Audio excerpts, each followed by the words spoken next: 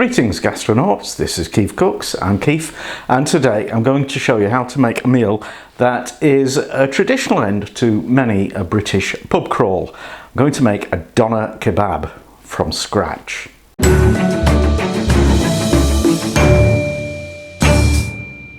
So I've had loads of requests to do this.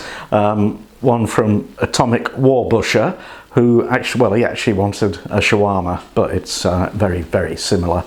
And from Blowin, who blew in from the Atlantic into the west end of Ireland and has been nagging me about this for ages and ages and ages.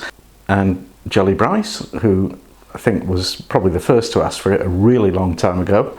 And also Hazard Doom, who said that this would be the solution to a difficult problem for him, which has since been solved, so isn't strictly necessary. So it's not for you, Hazard Doom. You can't have it. Don't do it. And finally, Ande. Ande? Okay. Right. If you don't know, doner kebab is a bit legendary around these parts. And if you've never heard of doner kebab, it's there isn't an animal called a doner. It's just the process. It actually comes from Turkey a couple of centuries ago. This idea of having a big, humongous stash of meat on a big skewer, like a rotisserie, and roasting it and slicing off very thin slices. And in the Brit version, that's stuffed into pitta bread with salad and garlic sauce or chili sauce or both or whatever. And it's fabulous, especially when you're drunk. So generally you get chicken versions and lamb versions. And the doner meat is actually made in a factory. There's not a kebab shop in the country really that makes their own. Actually, there is one in Leeds. And doner kebabs were quite popular in Madrid. We had quite a lot there, but they were a bit weird. The bread was weird. It wasn't pita bread, it was something else altogether. So for research purposes, I went to a kebab shop, actually Alfino's in Withensea in East Yorkshire. Hi guys, thanks for letting me film you a guy slicing the stuff. And yeah, it's a unique thing. Very spicy and peppery. Not hot spicy, but flavourful and yeah, yummy. And actually fairly easy to make, so let's do it. So there's two ways to do this. You can do the easy way or you can do it the hard way. Of course, I'm doing it the hard way. So ingredients, I've got half a kilo of 20% minced lamb, 20% fat minced lamb, and another half kilo of fatty, pre-frozen, scraggy lamb. Because believe me, lamb kebab meat is not the best premium quality. It really isn't. Anyway, and that's kind of important, I think. And herbs and spices, I've got 2 teaspoons of dried oregano, 1 teaspoon each of Italian herbs, cayenne pepper, ground black pepper and salt. So the Italian style herb blend from Sainsbury's: oregano, basil, red bell pepper, marjoram, thyme, rosemary, sage and parsley. Lovely. I'm going to be buying my dried herbs from Sainsbury's in future because you can actually fit a teaspoon into this lovely jar, which you can't with these. So anyway, the easy way, just use mince, use powdered garlic and powdered onion, and forget about all the messing about. However, I'm doing it the hard way, so I need to get the bones out of this first and then get the mincer out. Right, and so I've done most of them. Just cut around this bone in the middle, and I have to say that if I bought these thinking they would be beautiful lamb steaks that you could actually eat as such, I'd be very disappointed, but I knew what they'd be like, so I'm not, because they're fab. I'm keeping the bones aside for stock. And just cut them into little chunks, because this needs to go through the mincer. And you'll also want to peel and chop your onion and your garlic, so they'll go through as well. Right, to start with, I've got the medium plate on, and I'm going to put the lamb through. well, it's all lamb, but the cheapy one.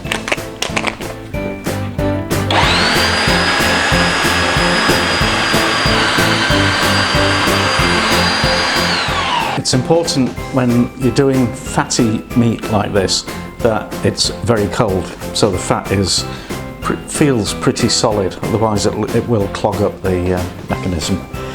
Now let's throw in the onion, bit of extra meat there, and the garlic, pop those through.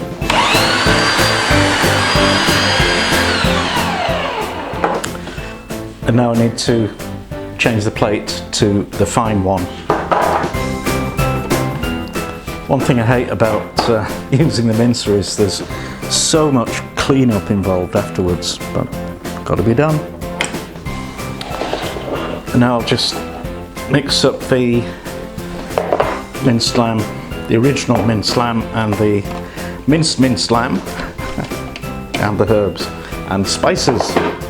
If you're not doing your own mincing at this point, you just, you know, squeeze it, knead it, get it as smooth as you can. It wants to be kind of like a paste, and just pop that back through.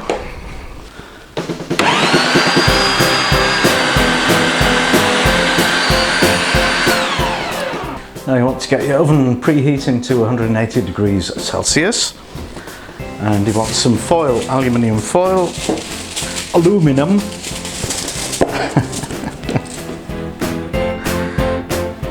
You want a skewer or a wooden spoon. Hang on, let me just take care of that. And you want your stuff, and what we're going to do is make a big fat sausage, and we're going to use the, did I say skewer? That's a honing iron or a steel or whatever. Just as a guide to make a hole in the middle.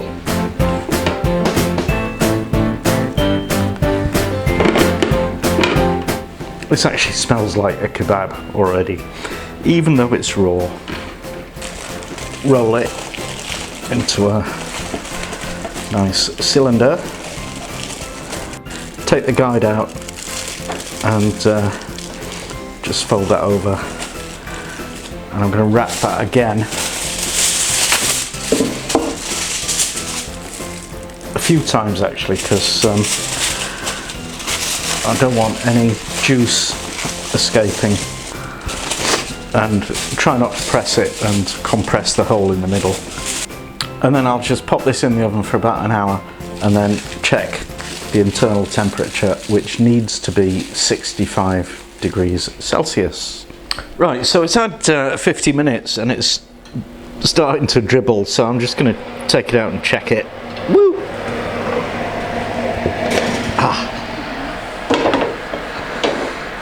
So slam the old thermometro in. I really must get a new one. Anyway, in towards the centre, and yeah, it's well, 75. I declare that cooked. So now we want to just let it rest for about 20 minutes. It's rested, and I wish I was. So let's see what we've got. A lot of foil. Ooh, still very hot. Yeah, baby. Right, we've got a cylinder of, well, kebab meat. I can't find the hole in the middle though, because I want to stick this back in. Oh yeah, I think I found it. Yeah! Right. Let's get our improvised rotisserie or vertical grill going.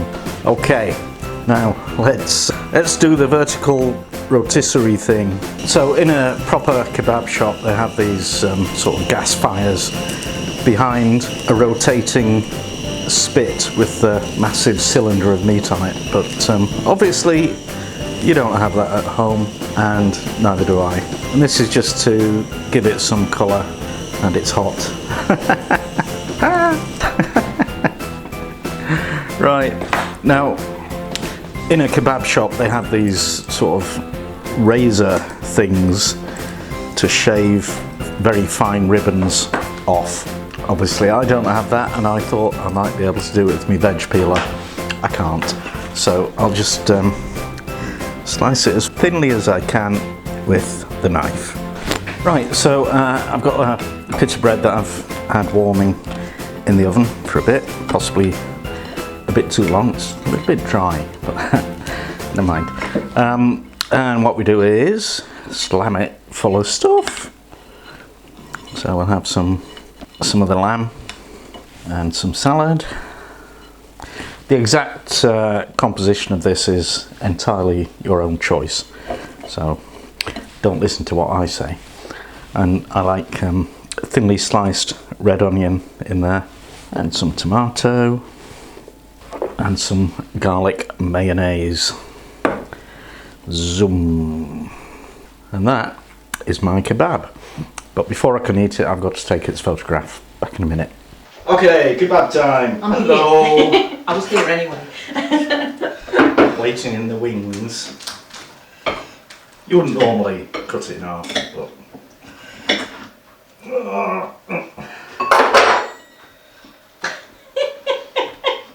Flipping heck. Right, there you go. Yeah. Oh, I found the mayo. What got onions? Mayo. Onions, tomato, lettuce, garlic mayo, and kebab. Kofta style. That is nice. Oh, that really is. I know. So is the meat spiced? Because it tastes... Very You taste all sorts of things. Oh yeah, some heat coming through now. So the meat on its own you might think is overspiced, but with all the other stuff, it works. It's spot on. Oh yeah.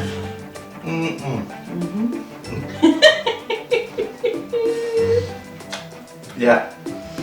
I'm not walking anywhere with this because I'll only spill it.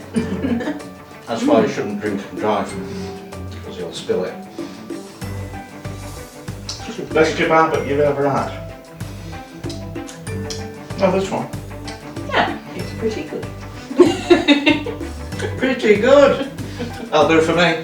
Alright guys, thank you. Thank you.